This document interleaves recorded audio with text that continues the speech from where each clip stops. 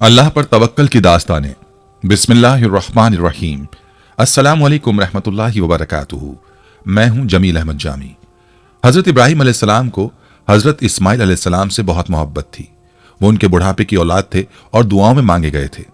कभी कभी हज़रत इब्राहीम अलैहिस्सलाम उनसे बोसो किनार भी कर लेते, लेकिन फिर इब्राहीम अलैहिस्सलाम को खुदा का हुक्म हुआ कि बीबी हाजरा को प्यारे बेटे के साथ एक बयाबा में ले जाकर छोड़ दो।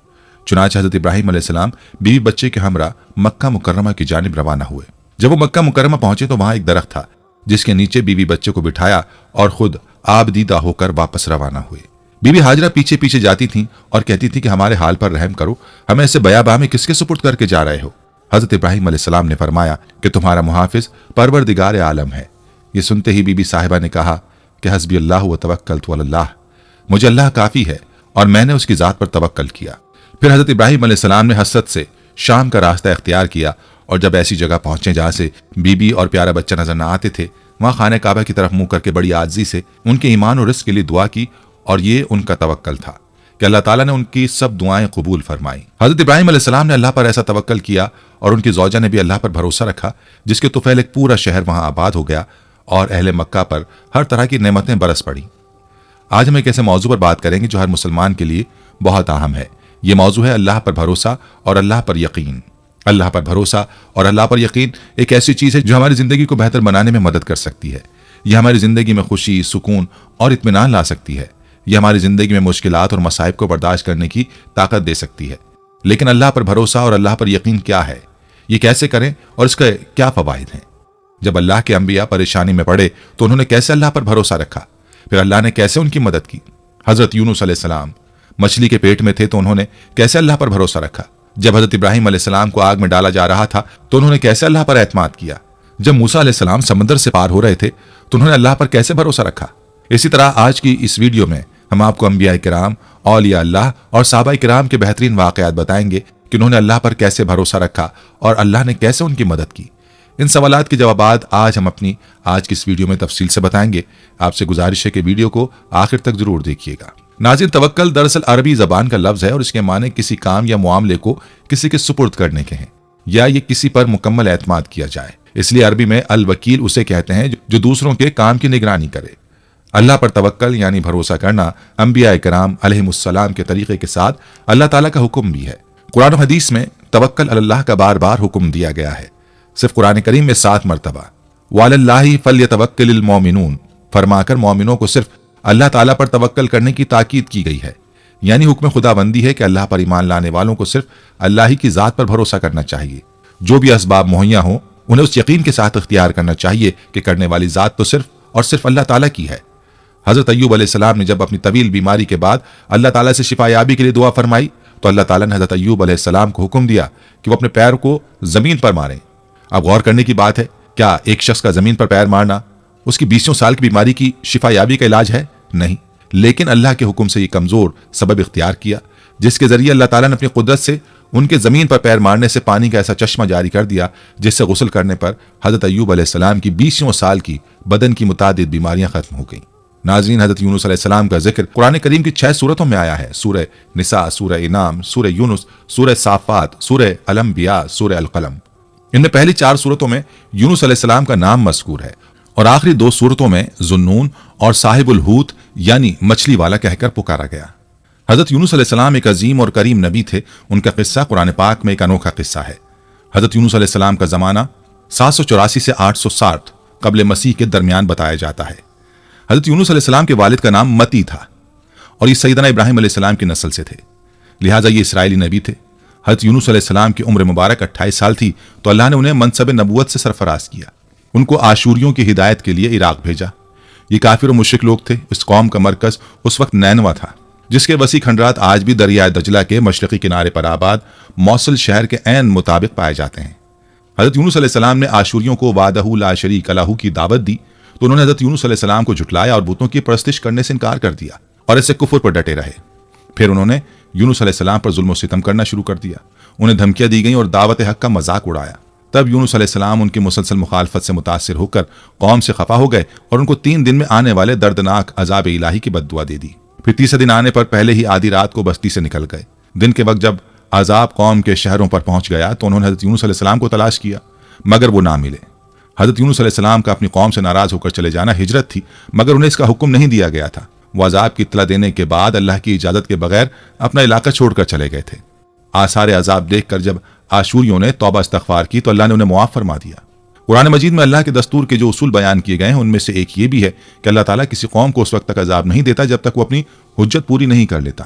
پس نبی نے اس قول کو مہلت کے آخری لمحے تک نصیحت کا سلسلہ جاری نہ رکھا، اور اللہ کے مقرر کردہ وقت سے پہلے وہ خود ہجرت کر گئے تو اللہ تعالیٰ کے انصاف نے اس قوم کو عذاب دینا گوارا نہ کیا، کیونکہ ان پر حجت تمام کی شرائط پوری نہ ہوئیں، تب انہیں معاف فرما دیا۔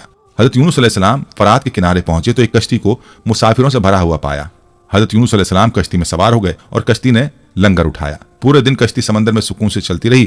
اچانک اونچی اونچی لہریں اٹھنے لگیں۔ لوگوں نے اپنا ساز و سامان سمندر میں پھینک دیا کہ کشتی کا بوجھ کم ہو جائے، لیکن کشتی کا بوجھ پھر بھی کم نہ ہوا۔ جب کشتی ڈگمگانے لگی تو کشتی کے غرق ہونے کا یقین ہونے لگا۔ اہل کشتی نے اپنے عقیدے کے مطابق کہا کہ ایسا معلوم ہوتا ہے کہ کشتی میں کوئی غلام اپنے آقا سے بھاگا ہوا ہے، جب تک اس کو اس کشتی سے جدا نہ کیا جائے گا نجات مشکل ہے۔ حضرت یونس علیہ السلام نے سنا تو ان کو تنبیہ ہوئی کہ اللہ تعالیٰ کو میرا نینوا سے وحی کا انتظار کیے بغیر اس طرح چلے جانا پسند نہیں آیا، اور یہ میری آزمائش کے آثار ہیں۔ یہ سوچ کر انہوں نے اہل کشتی سے فرمایا کہ میں وہ غلام ہوں جو اپنے آقا سے بھاگا ہوا ہوں، مجھے کشتی سے باہر پھینک دو۔ مگر ملا اور اہل کشتی ان کی پاک بازی سے اس قدر متاثر تھے کہ انہوں نے ایسا کرنے سے انکار کر دیا اور آپس میں طے کیا کہ قرآن اندازی کی جائے۔ چنانچہ 3 مرتبہ قرآن اندازی کی گئی اور تینوں مرتبہ قرآن اندازی میں حضرت یونس علیہ السلام کا نام نکلا۔ تب مجبور ہو کر انہوں نے حضرت یونس علیہ السلام کو دریا میں ڈال دیا، جب وہ خود دریا میں کود گئے اس وقت خدا تعالیٰ نے مچھلی کو حکم دیا کہ انہیں نگل لو، یہ تمہاری غذا نہیں ہے، اس لیے ان کے جسم پر کوئی تکلیف نہیں ہونی چاہیے۔ مچھلی نے یونس علیہ السلام کو اپنے پیٹ میں نگل لیا۔ یونس علیہ السلام نے جب مچھلی کے پیٹ میں خود کو زندہ پایا تو بارگاہ الہی میں اپنی ندامت کا اظہار کیا کہ کیوں وہ وحی الہی کا انتظار کیے بغیر، اللہ سے اجازت لیے بغیر امت سے ناراض ہو کر نینوا سے نکل آئے۔ حضرت یونس علیہ السلام نے مچھلی کے پیٹ میں اللہ کو پکارا۔ ان پر 3 اندھیرے اکٹھے ہو گئے تھے، رات کا اندھیرا، مچھلی کے پیٹ کا اندھیرا اور سمندر کا اندھیرا۔ اگر وہ یہ تسبیح نہ فرماتے تو قیامت تک مچھلی کے پیٹ میں رہتے۔ آخرکار وہ اندھیروں میں پکار اٹھے، لا الہ الا انت سبحانک انی کنت من الظالمین، جس کا ترجمہ ہے الہی تیرے سوا کوئی معبود نہیں ہے، تو یکتا ہے، میں تیری پاکی بیان کرتا ہوں، بلا شبہ میں اپنے نفس پر خود ہی ظلم کرنے والا ہوں۔ جو بھی مسلمان اپنی کسی حاجت میں یہ دعا مانگے گا اللہ اس کی یہ دعا ضرور قبول کریں گے۔ یہ قبول دعاؤں میں سے ایک دعا ہے۔ ابن حاتم میں ہے کہ حضور علیہ الصلوۃ والسلام فرماتے ہیں کہ جب یونس علیہ السلام نے یہ دعا کی تو یہ کلمات عرش کے گرد گھومنے لگے۔ فرشتے کہنے لگے کہ یہ بہت دور دراز جگہ سے آواز آ رہی ہے، لیکن کان اس سے پہلے اس سے آشنا ضرور ہیں، آواز بہت ضعیف ہے۔ اللہ تعالیٰ نے حضرت یونس علیہ السلام کی درد بھری آواز کو سنا تو فرمایا کیا تم اس آواز کو نہیں پہچانتے؟ انہوں نے کہا نہیں۔ فرمایا یہ میرے بندے یونس کی آواز ہے۔ فرشتوں نے کہا وہی یونس جس کے پاک عمل قبول شدہ ہر روز تیری طرف چڑھتے تھے اور جس کی دعائیں تیرے پاس قبول تھیں۔ الہی جیسے وہ آرام کے وقت نیکیاں کرتا تھا تو اس کی مصیبت کے وقت اس پر رحم کرے۔ تو اسی وقت اللہ تعالیٰ نے مچھلی کو حکم دیا کہ وہ آپ کو بغیر کسی تکلیف کے سمندر کے کنارے پر اگل دے۔ روایت میں آتا ہے کہ یونس علیہ السلام مچھلی کے پیٹ میں 3 دن، 7 دن، 40 دن یا چند گھنٹے تسبیح کرتے رہے۔ چنانچہ مچھلی نے اللہ کے حکم سے سمندر کے کنارے پر اگل دیا۔ حضرت عبداللہ بن مسعود رضی اللہ عنہ فرماتے ہیں کہ مچھلی کے پیٹ میں رہنے کی وجہ سے ان کا جسم ایسا ہو گیا تھا جیسے کہ پرندے کا پیدا شدہ بچہ جس کا جسم نرم ہوتا ہے اور جسم پر بال تک نہیں ہوتے۔ غرض یونس علیہ السلام بہت نحیف اور ناتواں حالت میں خشکی پر ڈال دیے گئے تھے۔ اس کے بعد اللہ تعالیٰ نے ساحل پر ایک بیل دار درخت اگایا۔ حضرت ابو ہریرہ رضی اللہ عنہ فرماتے ہیں کہ جب مچھلی نے یونس علیہ السلام کو کھلے میدان میں ڈالا تو اللہ تعالیٰ نے آپ پر یقطین کی بیل اگا دی۔ ان سے پوچھا گیا کہ یقطین کسے کہتے ہیں؟ فرمایا کدو کے پودے کو۔ اس کے علاوہ اللہ نے ان کے لیے ایک جنگلی بکری بھیج دی جو زمین کی گھاس اور جڑی بوٹیاں کھاتی تھی اور صبح و شام آپ کو دودھ پلاتی تھی حتیٰ کہ آپ کی توانائی لوٹ آئی۔ حضرت یونس علیہ السلام درخت کے سائے میں جھونپڑی بنا کر رہنے لگے۔ چند دنوں بعد ایسا ہوا کہ اس بیل کی جڑ میں اللہ تعالیٰ کی طرف سے کیڑا لگ گیا اور اس نے جڑ کو کاٹ ڈالا۔ جب بیل سوکھنے لگی تو یونس علیہ السلام کو بہت دکھ ہوا۔ تب اللہ تعالیٰ نے وحی کے ذریعے ان کو مخاطب کیا اور فرمایا یونس تم اس بیل کے سوکھنے پر کتنے رنج کا اظہار کر رہے ہو جو ایک حقیر سی چیز ہے، مگر تم نے یہ نہ سوچا کہ نینوا کی 1 لاکھ سے زائد آبادی جس میں انسان بس رہے ہیں ان کے علاوہ جاندار بھی آباد ہیں، اس کو برباد اور ہلاک کر دینے میں کیا ہم کو کوئی ناگواری نہیں ہوگی؟ اور کیا ہم ان کے لیے اس سے زیادہ شفیق و مہربان نہیں ہے جتنا کہ تجھ کو اس بیل سے انس ہے جو تم وحی کا انتظار کیے بغیر قوم کو بددعا دے کر ان کے درمیان سے نکل آئے؟ ایک نبی کی شان کے نزدیک یہ مناسب نہ تھا وہ قوم کے حق میں عذاب کی بددعا کرتے اور ان سے نفرت کر کے جدا ہو جانے میں عجلت کر لے اور وحی کا انتظار بھی نہ کرے۔ یونس علیہ السلام کی بستی چھوڑ دینے کے بعد نینوا کے لوگوں کو یقین ہو گیا تھا یونس علیہ السلام کی بستی چھوڑ دینے کے بعد نینوا کے لوگوں کو یقین ہو گیا تھا کہ وہ ضرور خدا کے سچے پیغمبر ہیں اور اب ہلاکت یقینی ہے۔ تب ہی یونس علیہ السلام ہم سے جدا ہو گئے۔ یہ سوچ کر फौरन बादशाह से लेकर रियाया तक सबके दिल खौफ और दहशत से कांप उठे और यूनुस अलैहिस्सलाम को तलाश करने लगे ताकि उनके हाथ पर इस्लाम की बैत करें, और साथ ही खुदाए ताला से तौबा इस्तगफार करने लगे और हर किस्म के गुनाहों से किनारा कश होकर आबादी से बाहर मैदान में निकल आए और बारगाह इलाही में बुलंद आवाज में ये इकरार करते रहे, जिसका तर्जुमा है, ए हमारे रब, यूनुस अलैहिस्सलाम जो तेरा पैगाम हमारे पास लेकर आए हैं, हम उसकी तस्दीक करते हैं और हम उस पर ईमान लाते हैं। आखिरकार अल्लाह पाक ने उनकी दुआ कबूल फरमाई और उनको अज़ाब इलाही से महफूज रखा। बहरहाल यूनुस अलैहिस्सलाम को अल्लाह पाक ने सेहत और तंदुरुस्ती देकर अब दोबारा नैनवा जाने का हुक्म दिया कि कौम में रहकर उनकी रहनुमाई फरमाई जाए। चुनांचे हज़रत यूनुस अलैहिस्सलाम नैनवा वापस तशरीफ ले गए।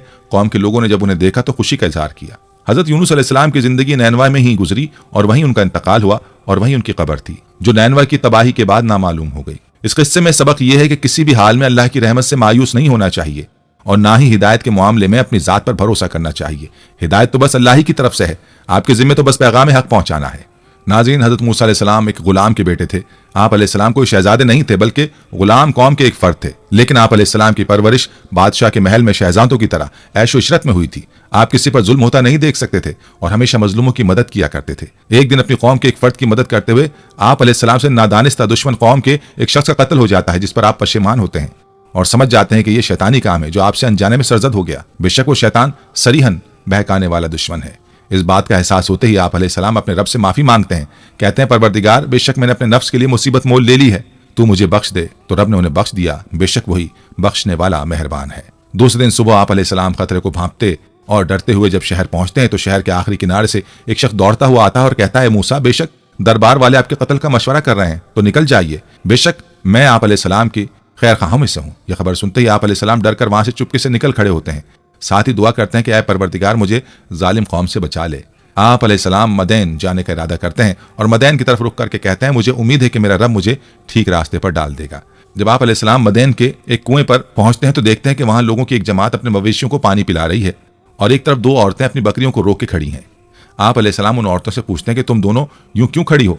तो वो दोनों कहती हैं कि जब तक कि चरवाहे अपने मवेशियों को पानी पिलाकर नहीं चले जाते, हम अपनी बकरियों को पानी नहीं पिला सकते और हमारे वालिद उमर रसीदा बुजुर्ग हैं। तो आप अलैहिस्सलाम खुद उनकी बकरियों को पानी पिला देते हैं, फिर एक साए की जगह पर बैठ जाते हैं और अपने रब से इल्तिजा करते हैं, परवरदिगार, जो खैर भी तू मुझ पर नाजिल कर दे, मैं उसका मोहताज हूँ। ये कहानी हज़रत मूसा अलैहिस्सलाम की नबूवत से सरफराज किए जाने से पहले की है।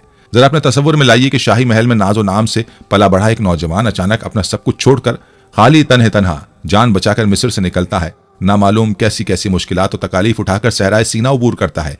फिर वो कैसे इलाके में पहुंच जाता है जहां उसका ना कोई पुरसाने हाल है और ना कोई वाकिफकार है, न सर छुपाने की जगह है, ना ही रोटी रोजी का कोई वसीला है। गोया गुर्बत और मोहताजी और मुफलिसी की इंतहा है।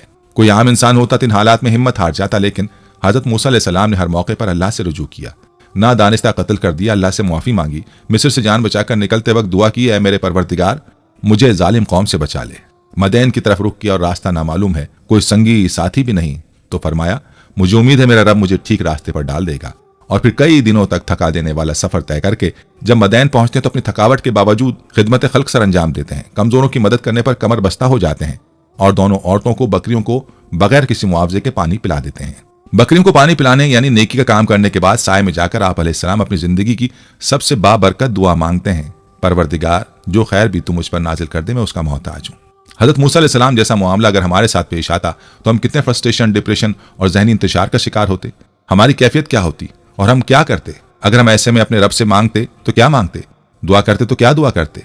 हम सब खूब जानते हैं कि हम क्या मांगते। हम अल्लाह से रोजी रोटी मांगते और सर छुपाने की जगह मांगते।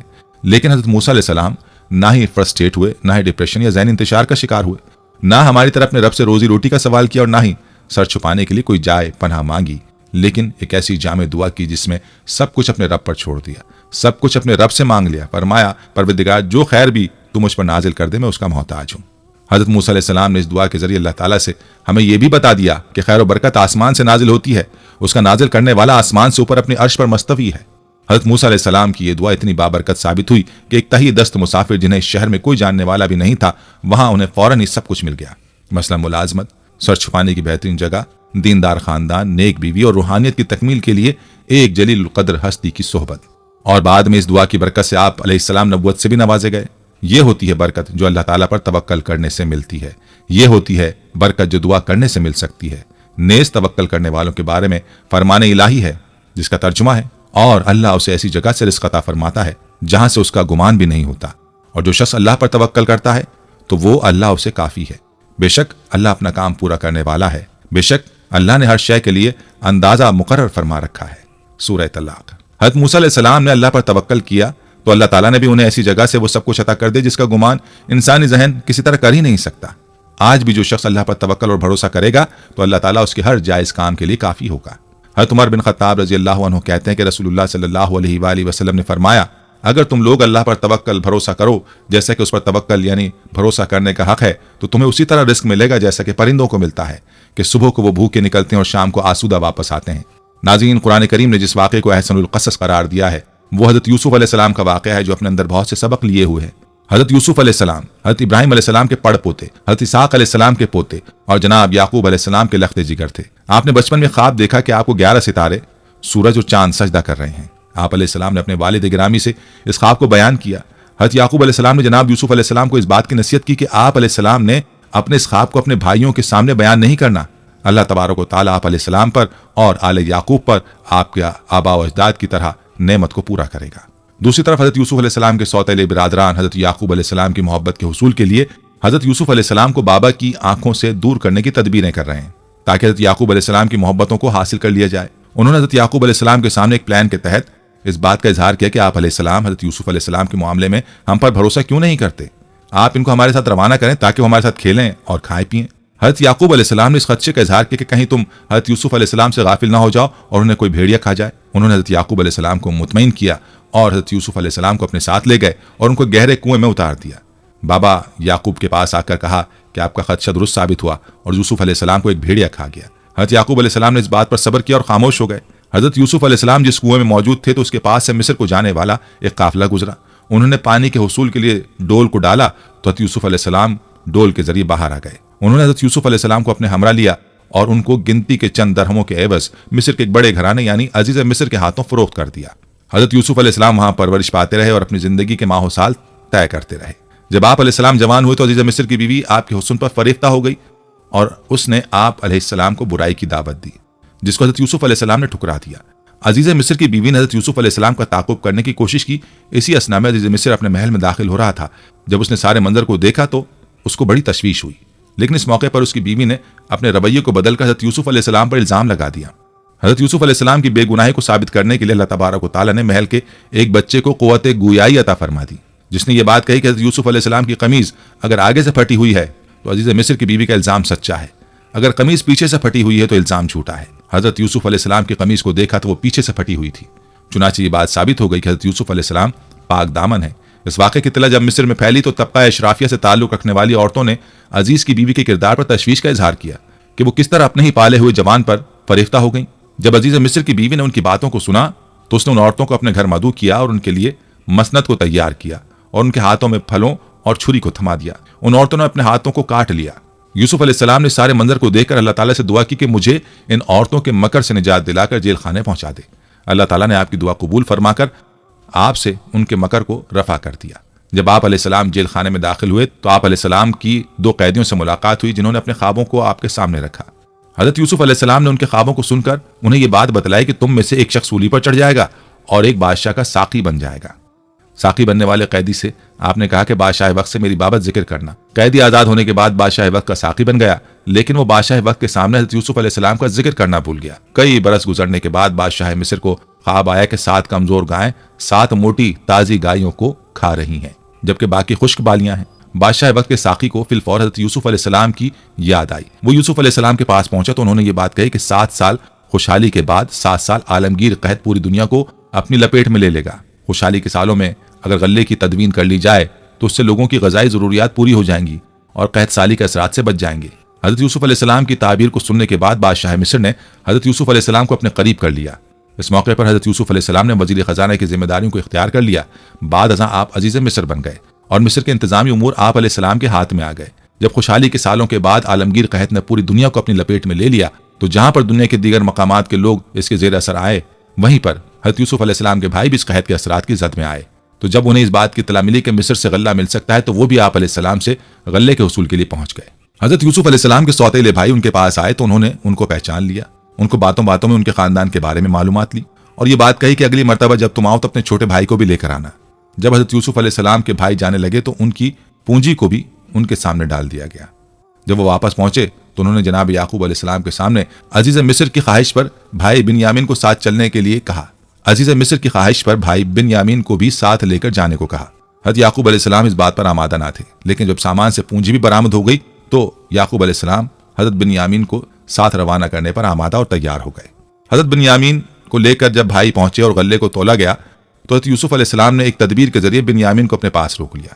حضرت بنیامین کی بازیابی کے لیے بھائیوں نے التجائیں کی، لیکن حضرت یوسف علیہ السلام حضرت بنیامین کو ساتھ روانہ کرنے پر آمادہ نہ ہوئے۔ جب قافلے والے حضرت یعقوب علیہ السلام کے پاس پہنچے اور ان کو اس بات کی اطلاع دی گئی کہ آپ کے بیٹے بنیامین کو چوری کے جرم میں گرفتار کر لیا گیا تو حضرت یعقوب علیہ السلام اس بات پر انتہائی دل گرفتہ ہوئے اور آپ کی بینائی بھی آپ کے آنسوں کے ساتھ گل ہو گئی۔ حضرت یعقوب علیہ السلام نے ایسے عالم میں اپنے بیٹوں کو اس بات کی نصیحت کی کہ جا کر بنیامین اور یوسف کو تلاش کرو اور اللہ کی رحمت سے نا امید نہ ہونا۔ اب کی مرتبہ جب بعض بھائی گئے تو اس مرتبہ خریداری کے لیے ان کے پاس جمع پونجی موجود نہ تھی۔ انہوں نے بڑی دل گرفتگی سے عزیز مصر کے سامنے اس بات کا اظہار کیا کہ آپ سے ہم صدقہ لینے آئے ہیں، آپ ہمیں صدقہ دے دیں۔ حضرت یوسف علیہ السلام نے اپنے بھائیوں کے لبوں سے جب الفاظ سنے تو آپ علیہ السلام نے کہا، میں ہی یوسف ہوں اور یہ میرا بھائی ہے، اللہ نے ہم پر کرم کیا۔ اس وقت حضرت یوسف علیہ السلام نے ان کو بھی معاف کر دیا اور آپ علیہ السلام نے اپنی قمیص کو اتارا اور فرمایا کہ اس کو حضرت یعقوب علیہ السلام کے چہرے پر ڈال دیا جائے تو ان کی بینائی واپس آ جائے گی۔ حضرت یعقوب علیہ السلام اپنے گھر میں موجود تھے۔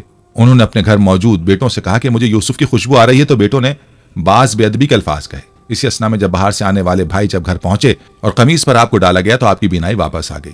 بیٹے شرمسار ہوئے، آپ نے ان کی خطا کو معاف فرما دیا اور تمام اہل خانہ میں سے روانہ ہوئے، جہاں یوسف علیہ السلام نے اپنے والدین کو تخت پر بٹھایا اور آپ کے والدین اور بھائی آپ کے سامنے سجدہ ریز ہو گئے۔ یوں حضرت یوسف علیہ السلام کے خواب کی تعبیر مکمل ہو گئی۔ دوستو، حضرت یوسف علیہ السلام کا قصہ صبر و استقامت اور اللہ پر توکل کی عمدہ مثال ہے۔ حضرت یوسف علیہ السلام نے ہر بڑی سے بڑی آزمائش میں اللہ پر بھروسہ رکھا۔ اللہ نے انہیں کنویں سے لے کر مصر کے قید خانے سمیت ہر جگہ آزمایا۔ بالآخر اپنے توکل کے بلبوتے پر حضرت یوسف علیہ السلام نے ایک عظیم الشان سلطنت پر حکومت کی۔ دوستو، حضرت مریم علیہ السلام نے جب اللہ کے حکم سے بغیر باپ کے حضرت عیسیٰ علیہ السلام کو جنا تو ان کے لیے حکم خداوندی ہوا کہ کھجور کے تنے کو ہلائیں، یعنی حرکت دیں، اس سے جب پکی ہوئی تازہ کھجوریں جھڑیں تو ان کو کھائیں۔ اللہ تعالیٰ نے اپنی قدرت سے حضرت مریم علیہ السلام کو بغیر کسی سبب کے بھی کھجور کھلا سکتے تھے، لیکن دنیا کے دارالاسباب ہونے کی وجہ سے حکم ہوا کہ کھجور کے تنے کو اپنی طرف ہلاؤ۔ چنانچہ حضرت مریم نے حکم خداوندی کی تعمیل میں کھجور کے تنے کو حرکت دی۔ کھجور کا تنا اتنا مضبوط ہوتا ہے کہ چند طاقتور مرد بھی اسے آسانی سے نہیں ہلا سکتے، لیکن صنف نازک نے اس کمزور سبب کو اختیار کیا تو اللہ تعالیٰ نے اپنے حکم سے سوکھے ہوئے کھجور کے درخت سے حضرت مریم علیہ السلام کے لیے تازہ کھجوریں یعنی غذا کا انتظام کر دیا۔ اس واقعے سے معلوم ہوا کہ جو بھی اسباب مہیا ہوں اللہ پر توکل کر کے انہیں اختیار کرنا چاہیے۔ اسباب تو ہمیں اختیار کرنے چاہیے، لیکن ہمارا بھروسہ اللہ کی ذات پر ہونا چاہیے کہ وہ اسباب کے بغیر بھی چیز کو وجود میں لا سکتا ہے، اور اسباب کی موجودگی کے باوجود اس کے حکم کے بغیر کوئی بھی چیز وجود میں نہیں آ سکتی۔ حضرت ابراہیم علیہ السلام کو جلتی ہوئی آگ میں ڈالا گیا، جلانے کے سارے اسباب موجود تھے، مگر حکم خداوندی ہوا کہ آگ حضرت ابراہیم علیہ السلام کے لیے سلامتی بن جائے، تو آگ نے انہیں کچھ نقصان نہیں پہنچایا، بلکہ وہ آگ جو دوسروں کو جلا دیتی ہے حضرت ابراہیم علیہ السلام کے لیے ٹھنڈی اور سلامتی والی بن گئی۔ اسی طرح حضرت اسماعیل علیہ السلام کی گردن پر طاقت کے ساتھ تیز چھری چلائی گئی، مگر چھری بھی کاٹنے میں اللہ کے حکم کی محتاج ہوتی ہے۔ اللہ نے اس چھری کو حضرت اسماعیل علیہ السلام کی گردن کو نہ کاٹنے کا حکم دیا تھا، لہذا کاٹنے کے اسباب کی موجودگی کے باوجود چھری حضرت اسماعیل علیہ السلام کی گردن نہیں کاٹ سکی۔ حضرت انس بن مالک رضی اللہ عنہ فرماتے ہیں کہ ایک شخص نے رسول اللہ صلی اللہ علیہ وآلہ وسلم سے پوچھا، کیا اونٹنی کو باندھ کر توکل کروں یا بغیر باندھے؟ آپ صلی اللہ علیہ وآلہ وسلم نے ارشاد فرمایا، باندھو اور اللہ پر بھروسہ کرو۔ قرآن کریم میں اللہ پر توکل یعنی بھروسہ کرنے کی بار بار تاکید کی گئی ہے۔ اختصار کو مد نظر رکھتے ہوئے یہاں صرف چند آیات کا ترجمہ پیش کر رہا ہوں۔ نمبر 1، تم اس ذات پر بھروسہ کرو جو زندہ ہے، جس سے کبھی موت نہیں آئے گی۔ سورہ الفرقان آیت 58۔ جب تم کسی کام کرنے کا عزم کر لو تو اللہ پر بھروسہ کرو۔ سورہ آل عمران۔ جو اللہ پر بھروسہ کرتا ہے اللہ اس کے لیے کافی ہو جاتا ہے۔ سورہ الطلاق۔ ان تمام آیات میں اللہ تعالیٰ نے مومنوں کو اپنی ذات پر توکل کا نہ صرف حکم دیا ہے بلکہ اس کی انتہائی ترغیب دی ہے۔ نبی علیہ الصلوۃ والسلام نے بھی متعدد مقامات پر اللہ پر بھروسہ کرنے کی تعلیم و ترغیب دی ہے۔ روایات میں آتا ہے کہ جب کفار مکہ احد کی جنگ سے واپس ہو گئے تو راستے میں انہیں پچھتاوا ہوا کہ ہم جنگ میں غالب آ جانے کے باوجود خامخواہ واپس آ گئے، اگر ہم کچھ اور زور لگاتے تو تمام مسلمانوں کا خاتمہ ہو سکتا تھا۔ اس خیال کی وجہ سے انہوں نے مدینہ منورہ کی طرف لوٹنے کا ارادہ کیا۔ دوسری طرف حضور اکرم صلی اللہ علیہ وآلہ وسلم نے ان کے ارادے سے باخبر ہو کر احد کے نقصانات کی تلافی کے لیے اگلے دن صبح سویرے صحابہ میں اعلان فرما دیا کہ ہم دشمن کے تعاقب میں جائیں گے اور جو لوگ جنگ احد میں شریک تھے صرف وہ ہمارے ساتھ چلیں۔ صحابہ کرام زخمی اور تھکے ہوئے تھے، لیکن انہوں نے آپ صلی اللہ علیہ وآلہ وسلم کے فرمان پر لبیک کہا۔ हुजूर अलैहिस्सलाम अपने सहाबा किराम के साथ हमरा अल असद के मकाम पर पहुंचे तो कबीला बनी खज़ा के एक शख्स ने मुसलमानों के हौसले का मुशाहिदा करके उसके मुतालिक अबू सुफियान को इत्तला दी और उसे वापस जाने का मशवरा दिया। इससे कुफ्फार पर रोब तारी हुआ और वापस मक्का लौट गए। मगर अबू सुफियान ने एक शख्स के जरिए मुसलमानों पर हमला आवर होने वाला है, इस पर सहाबा किराम बजाय डरने के बेसाख्ता बोल उठे, हमने अल्लाह पर भरोसा किया और वो बेहतरीन कारसाज है। सही बुखारी मुस्लिम शरीफ में हज़रत इब्न अब्बास रज़ियल्लाहु ताला अन्हु की रिवायत है कि रसूल खुदा सल्लल्लाहु अलैहि वसल्लम ने फरमाया, मेरी उम्मत में से 70,000 आदमी बिला हिसाब जन्नत में दाखिल होंगे। उनके औसाफ में से एक ये भी है कि वो अल्लाह पर तवक्कुल करने वाले होंगे। बस आदमी जायज़ असबाब इख्तियार करे, लेकिन भरोसा सिर्फ अल्लाह की ज़ात पर रखे, शरीयत पर अमल पैरा रहे, अल्लाह के अजाब और नाराज़गी से डरता रहे, अल्लाह की रहमत से मुआफ़ी की उम्मीद रखे। और इसी तरह हमें चाहिए कि हम भी कोई काम करने का इरादा करें तो पहले हर मुमकिन असबाब इख्तियार करें और नतीजा अपने अल्लाह पर छोड़ दें। यकीनन बेहतरी के नताइज सामने आ जाएंगे।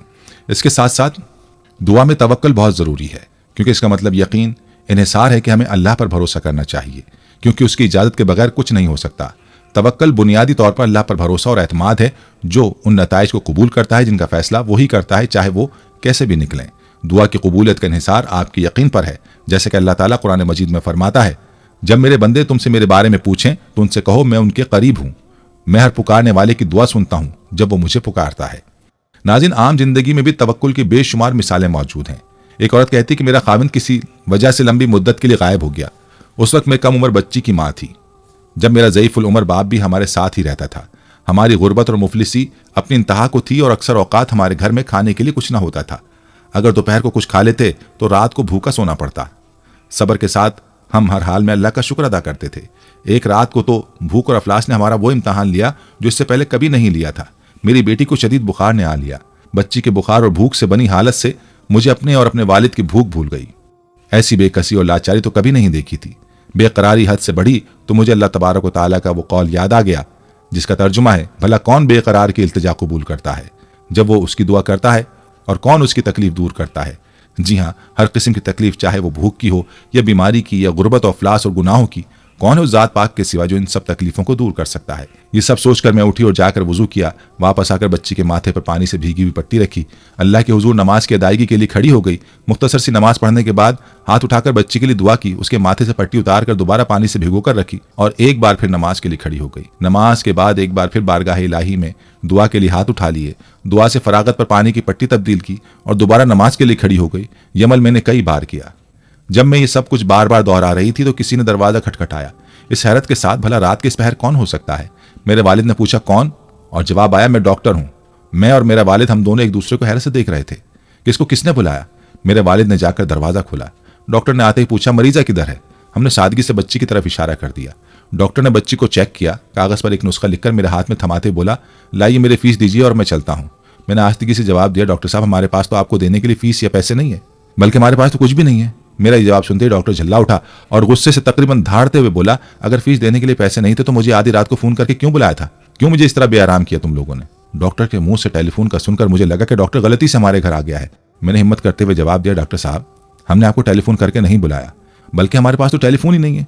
ये सुनकर डॉक्टर ने मुझसे पूछा, अच्छा तो क्या ये फलां शख्स का घर नहीं है? मैंने कहा, नहीं डॉक्टर साहब, फलां साहब हमारा हमसाया है। ये सुनकर डॉक्टर थोड़ा सा खामोश हुआ और फिर हमारे घर से निकलकर हमारे हमसाये के घर चला गया और हम खजालत और शर्मिंदगी से खामोश बैठे रहे। थोड़ी ही देर गुजरी थी कि डॉक्टर एक बार फिर हमारे घर आ गया। आंखों में आंसू और रुंधी आवाज में बोला, अल्लाह की कसम, तुम्हारे घर से उस वक्त तक नहीं जाऊंगा जब तक तुम्हारा पूरा किस्सा नहीं सुन लूंगा। और मैंने डॉक्टर साहब को अपना पूरा किस्सा सुना डाला कि किस तरह मैं बच्ची के माथे पर पानी की पट्टियां रख रही थी और अल्लाह के हुजूर दुआ भी मांग रही थी। डॉक्टर जल्दी से उठकर बाहर चला गया और कुछ देर के बाद हमारे लिए रात का खाना, बच्ची के लिए दवाएं और कुछ घरेलू जरूरियात के सामान के साथ लौट आया। साथ ही उसने हमें बताया कि उसकी तरफ से हर महीने एक तनख्वाह हमें उस वक्त तक मिलती रहेगी जब तक अल्लाह चाहेगा। जी हाँ, ये अल्लाह पर भरोसे की कहानी है। हकीमुल उम्मत हज़रत मौलाना अशरफ अली थानवी रहमतुल्लाह अलैह ने एक अजीब वाक़या नकल फरमाया है। तस्हील के लिए अपनी ज़बान में नकल करता हूँ। फरमाया, संदेला हिंदुस्तान में एक मकाम है, वहाँ का वाक़या है। वहाँ एक मरतबा इमसा के 12 हुआ। बारिश न होने की वजह से कहत पड़ गया। मखलूक परेशान हो गई। कई रोज़ तक इस्तिस्क़ा की नमाज पढ़ी गई मगर बारिश नहीं हुई। आखिर मकामी तवाइफों का एक गिरोह वहाँ के मालदार लोगों से आकर मिला और अर्ज़ किया कि बारिश न होने की वजह हमारी बदआमाली, सियाहकारी और हमारी नहूसत है। इस्तिस्क़ा की नमाजें भी पढ़ी गईं मगर बारिश नहीं हुई। आप हमें इजाज़त दीजिए कि हम भी मैदान में जमा होकर तौबा करें, लेकिन हमारी दरख्वास्त है जब हम मैदान में जमा हों तो ये इंतज़ाम कर दीजिए कि वहाँ हमारे पास कोई शख्स ना आए। ایسا نہ ہو کہ اللہ کی رحمت کے بجائے اللہ کا غضب نازل ہو۔ لوگوں نے ان کے اس جذبے کو سراہا اور اس مقام کو چاروں طرف سے گھیر دیا۔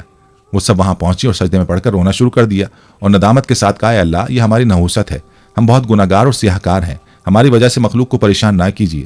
اور کافی آہوزاری کے بعد دعا کی کہ یا اللہ بارش کو نازل فرما دیجیے۔ جنہوں نے یہ واقعہ حضرت کو سنایا انہوں نے سجدے سے سر نہ اٹھایا تھا کہ بارش ہو گئی۔ سبحان اللہ، ان عورتوں کا ایمان تو دیکھیے کہ اپنی سیاہ کاریوں کے باوجود اللہ پر توکل تھا کہ ہماری دعا بھی ضرور سنیں گے۔ راقی مرض کرتا ہے کہ ان کی دعا سے بارش بھی ہوئی اور غالباً ہدایت کی بارش بھی ہوئی، وہ ہدایت سے محروم نہ رہی ہوں گی۔ یہاں ممکن ہے کہ کوئی شبہ کرے کہ اماموں کی نماز استسقاء تو شریعت نے بارش کے لیے ہی تعلیم کی ہے، ان نمازوں سے بارش کیوں نہ ہوئی اور بازاری عورتوں کے رونے سے بارش ہو گئی؟ یعنی ہم ظاہر اور الفاظ کو نہیں دیکھتے، ہم تو دل کو اور دل کے خشوع کو دیکھتے ہیں۔ جس دل میں خشوع اور خضوع نہ ہو، خشک تقوی ہمارے دربار میں قابل قدر نہیں ہے۔ ناظرین، یہ تھی ہماری آج کی ویڈیو۔